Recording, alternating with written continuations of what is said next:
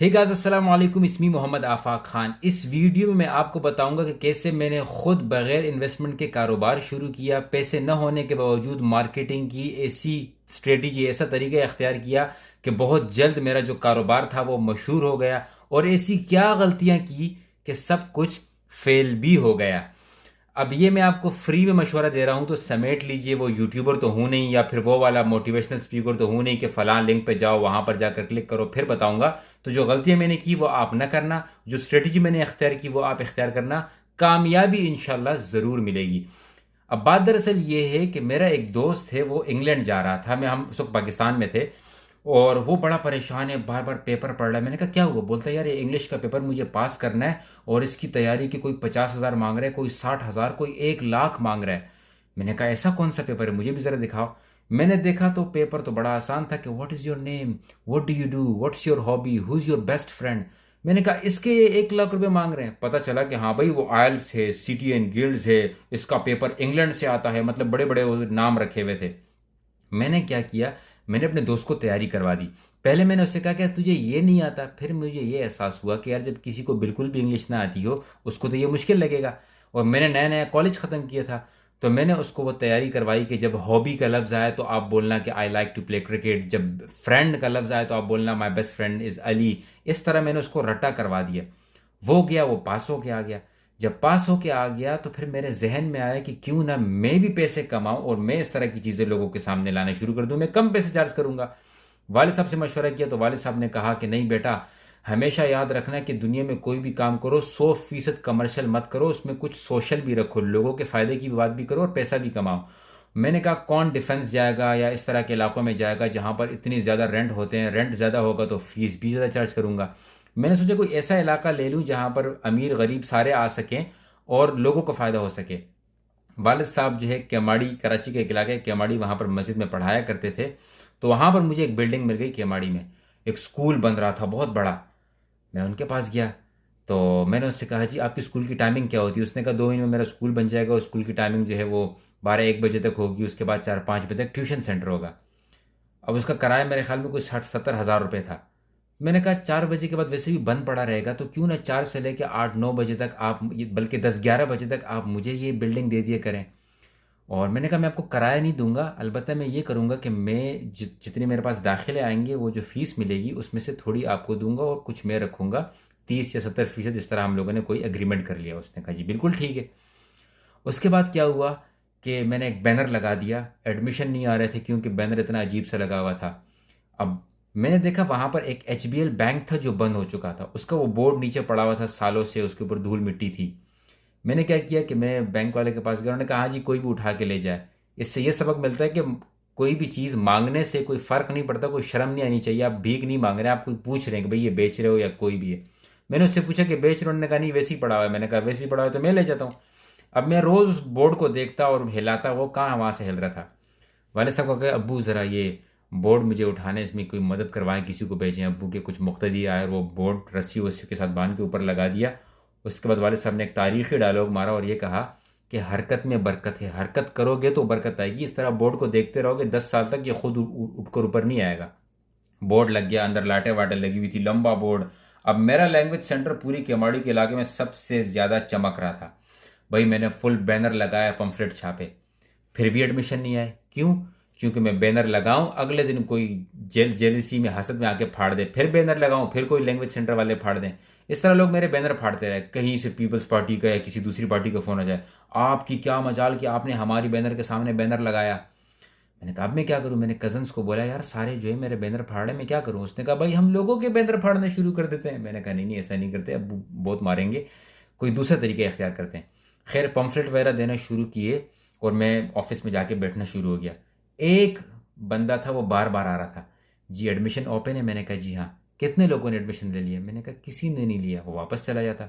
मेरे जहन में आया कि इसलिए एडमिशन नहीं ले रहा कि अगर मैं भी होता तो मैं एक अकेले क्लास में जाकर क्या पढ़ता, मुझे तो एक क्लास भरी हुई चाहिए, उसमें मज़ा आएगा। मैंने अपने कज़न्स को, दोस्तों को, सबको फ़ोन किया। मैंने कहा आप एक काम करो, लैंग्वेज सेंटर आओ, मैं तुम लोगों को समोसे भी खिलाऊंगा, नीचे चाय वाले से चाय भी पिलाऊंगा। वो सारे आ गए, कुर्सी पे इस तरह जो है ना दोनों टांगे रख के ऊपर रख के बैठना शुरू हो गए। क्योंकि मैं तो कज़न था, उनको उनको क्या फ़र्क पड़ता था। मैंने कहा थोड़े तमीज़ से बैठ जाओ। सारे आए माशाल्लाह, छोटे थे मुझसे तो इज्जत करते थे, सारे आके बैठ गए। अब वो भाई आया, उसने कहा जी एडमिशन है। मैंने कहा क्लास फुल है, आप आखिरी हो। झूठ नहीं बोला, मैंने ये नहीं कहा कि एडमिशन फुल है, मैंने कहा क्लास फुल है, आप आखिरी है, क्योंकि वो आखिरी था। वो आके बैठ गया, उसने कहा पहला दिन यार सारे कितने फ्रेंडली हैं, एक दूसरे के साथ मजाक भी कर रहे हैं, ये वो। उसको बड़ा मज़ा आया।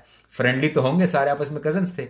अब वो अगले दिन अपने दोस्त को ले आया। अब जब जैसे जैसे असली स्टूडेंट आते गए, तो जो नकली वाले मैंने रखे हुए थे, मैंने कहा अब आप निकलना शुरू कर दो। इसमें कोई दो नंबरी नहीं है, ये एक स्ट्रेटेजी थी लोगों को लाने के लिए। मेरा काम था उनको क्वालिटी एजुकेशन देना, और वो मैंने दी। जो कजन्स थे, जो नहीं पढ़ रहे थे, वैसे ही मजाक के लिए आए थे, उनको मैंने कहा खुदा हाफिज। जो पढ़ रहे थे उनको मैंने कहा कि आप रुक जाओ।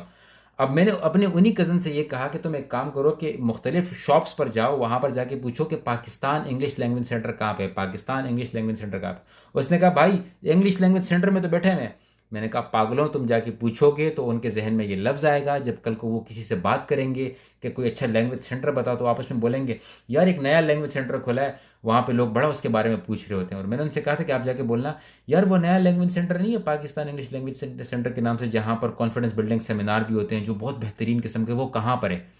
वो ये सवालात करते आहिस्ता आहिस्ता एडमिशन बहुत सारे आना शुरू हो गए। मैं बड़ा खुश हूँ, मैंने कहा इतने ज़्यादा एडमिशन आ रहे हैं। और मैं बिल्कुल लोगों को इसलिए भी नहीं लूट सकता था कि वालिद साहब का हमेशा डंडा सर पर होता था कि किसी से ज़्यादा पैसे चार्ज मत करना। कोई गरीब आ जाए, कोई इस तरह आ जाए, कोई अफोर्ड नहीं कर सकता था, उनको मैं फ्री में पढ़ाता था। और आहिस्ता आहिस्ता लैंग्वेज सेंटर को एक्सपेंड करता गया। दूसरे उसकी मैंने ब्रांच खोल ली गुलशन इकबाल में अपने एक और दोस्त के साथ।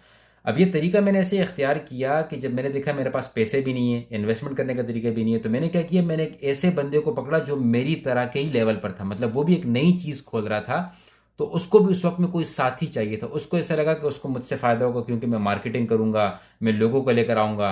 और मुझे भी यही ख्याल था कि भाई इसने तो इन्वेस्टमेंट कर लिए, इसको तो पैसे वैसे भी जा ही रहे हैं, थोड़े से पैसे इसके पास और चले जाएंगे तो ये खुश हो जाएगा। तो इसको कहते हैं कि मौके से फ़ायदा उठाना बगैर किसी को नुकसान दिए। आपने हमेशा कोई ना कोई पार्टनरशिप करनी होती है। और एक इम्पॉर्टेंट बात यह है कि आप जब भी कोई काम करें उसको दिल से करें, ताकि लोगों का फ़ायदा हो, लोगों के पैसे को हलाल पैसा समझें। मैंने अपने कोर्सेज़ का इस तरीके से डिज़ाइन किया हुआ था कि लोगों से पूछता आप क्यों इंग्लिश सीखना चाह रहे हो। वो कहते जी मुझे, कोई कहता मैं हॉस्पिटल में काम कर रहा हूँ, कोई कहता कि मुझे बाहर जाना है, कोई कहता कि मुझे इंग्लिश सीखने का शौक़ है, कोई कहता कि मुझे मार्केटिंग में जाना है, कोई कहता कि मुझे इंटरव्यू करने जाना है। तो उसके हिसाब से कोर्स डिज़ाइन किए हुए थे, ताकि ग्रामर में उनका वक्त ज़ाया नहीं करते। जिस तरह होता है ना, 6 महीने तक ग्रामर सिखा रहे हैं, ही शी दे ही पता नहीं क्या, ये वो वॉज विल पता नहीं क्या, ये वेस्ट ऑफ टाइम था। मुझे पता था कि मेरा मकसद है इन लोगों का कॉन्फिडेंस गेन करवाना। एक दफ़ा आप में कॉन्फिडेंस आ जाए, इंग्लिश ठीक हो या गलत हो, आप बोलने में ज़रा से भी हिचकिचाते नहीं। जब आप हिचकिचाते नहीं तब ही आप सीख सकते हैं। पाकिस्तान में नौजवानों का उस वक्त मसला सबसे बड़ा जो है वो कॉन्फिडेंस था, और उसके साथ साथ लोगों का उनको लूटना था। इंग्लिश को इतना बड़ा बला बनाकर पेश किया हुआ था कि ग्रामर देखना है, ये देखना है, कुछ नहीं देखना होता। आप यहाँ पर लोगों का टाइम वेस्ट किया जाता था। तो इस वजह से मैंने क्या किया कि जो आता उसको इंडिविजुअली उस तरह का कोर्स करवाता, ताकि उसका वो मकसद पूरा हो जाए। किसी को गोरा नहीं बनना है, बस उसका मकसद पूरा हो जाए। कॉन्फिडेंस गेन करने के लिए मैं सेमिनार करवाता, लोगों से तकारीर करवाता। और उसके साथ साथ मेरे कुछ दोस्त थे, उस वक्त भी मैं इंग्लैंड नहीं आया था, कुछ यहाँ पर दोस्त हैं, उनसे मैंने कहा किसी गोरे या गोरी को पकड़ो, इनकी बात करवाओ स्काइप ऑनलाइन के ज़रिए, ताकि इनका जो है वो कॉन्फिडेंस बहाल हो सके। और लोगों का अल्हम्दुलिल्लाह कॉन्फिडेंस बहाल होने लगा। मेरे पास डॉक्टर्स, बैंक के मैनेजर्स, बड़े बड़े लोग आते थे। और मैं खुद उस वक्त, आज से 5-6 साल पहले या 7 साल पहले आप देखें, तो मैं बिल्कुल इससे भी ज़्यादा बच्चा लगता था। अभी भी अपने आप को खुद ही बोल रहा हूँ, खैर मैं बच्चा लगता था। और लोग आके पूछते थे कि यार ये क्या पढ़ाएगा, ये क्या करेगा, ये वो। लेकिन वो एक कॉन्फिडेंस था, एक एतमाद था, एक जो है वो एक होमवर्क किया हुआ था, और एक तरीका था लोगों के साथ मार्केटिंग बात करने का। कोई वालदेन आके पूछते जी आप क्या ऑफ़र करेंगे, तो मैं बोलते जी आप आए, मैं आपको टूर करवाता हूँ। टूर में उनको करो। टूर में क्या था, एक छोटी सी क्लास थी, उसको मैंने ऑरेंज कलर का रंग दिया हुआ था, क्योंकि एक तहकीक के मुताबिक ऑरेंज क्लास की जगह, ऑरेंज रंग की क्लास में पढ़ने से 50 मिनट तक अगर आप पढ़ें तो आपकी मेमोरी में वो चीज़ कायम रहती है। प्रोजेक्टर लगाया कि भाई देखें इसमें सब कुछ दिखेगा, स्लाइड्स बना दिए, माइक दिखाया भाई ये देखें इसमें आपका बच्चा तकरीर करेगा अगर वो इंग्लिश सीख सके। तो ये तमाम चीज़ें जो थी वो इस चीज़ पर फोकस थी कि जिस बंदे की, जिस स्टूडेंट की जो कमज़ोरी हो उसको पकड़ो, उस कमज़ोरी को ख़त्म कर दो, एंड इंशाल्लाह वो पूरी ज़िंदगी आपको याद रखेगा। और अल्हम्दुलिल्लाह आज तक मेरे स्टूडेंट्स मुझे याद करते हैं, मुझे मैसेजेस करते हैं और आज तक दुआएं देते हैं। उसकी वजह यह है कि मैंने किसी से ये नहीं कहा कि 3 महीने का कोर्स है, 3 महीने के पैसे दो। कोई 2 हफ्ते में सीखना चाहे, हाँ भाई आप 2 हफ्ते में सीख के चले जाओ। किसी को अगर कोई ऐसे लिखवाना है, ठीक है आप आए, आप ऐसे लिखवा कर चले जाएं। जिसकी जो नीड थी वो पूरी की, किसी का वक्त ज़ाया नहीं किया। इस वजह से बहुत कम वक्त में बहुत ज़्यादा कामयाबी मिली। कामी क्यों हुई ये भी मुलाहिजा कर लीजिए। अच्छा खासा पैसा बनाया लेकिन उस पैसे को कभी सेव नहीं किया। पाकिस्तान टूर पे चला जाता, वापस आता, अब्बू को बोलता कि अब्बू वो चौकीदार की तनख्वाह देनी है और टीचर की फ़ीस देनी है, टीचर की तनख्वाह देनी है। इससे मैंने ये सीखा कि कारोबार में आपने पैसे तमाम खर्च नहीं करने होते, बल्कि वो जो पैसे आ रहे हों उसको और इन्वेस्ट करें ताकि आपके पैसे और आते रहें। सिर्फ अपनी ज़रूरत के मुताबिक खर्च करें।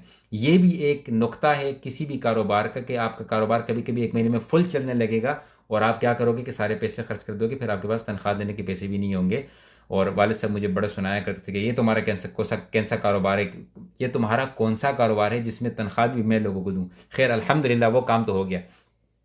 उसके बाद क्या हुआ कि जहाँ पर पार्टनरशिप थी उनके कुछ कुछ फड्डे चल रहे होते थे। एक बंदे ने फ़ोन किया, किधर हो, मैं अभी आ रहा हूँ तुम्हारे दफ्तर।